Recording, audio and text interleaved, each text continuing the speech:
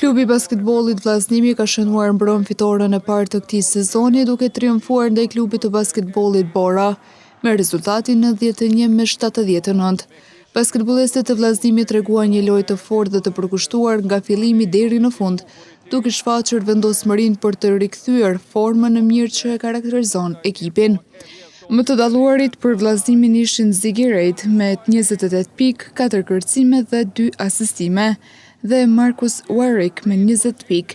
Për Borën më efikasi ishte Tyson Jackson me 17 pikë e 10 kërcime.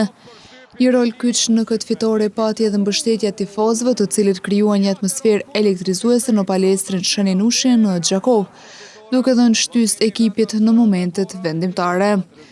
Pas 4 xhirove, Vllaznimi ndodhet në pozitën e 7 në tabelë me 5 pika, duke shfaqur shenja përmirësimi dhe duke treguar se ekipi është gati për sfidat e ardhshme. Vllaznimin në këtë edicion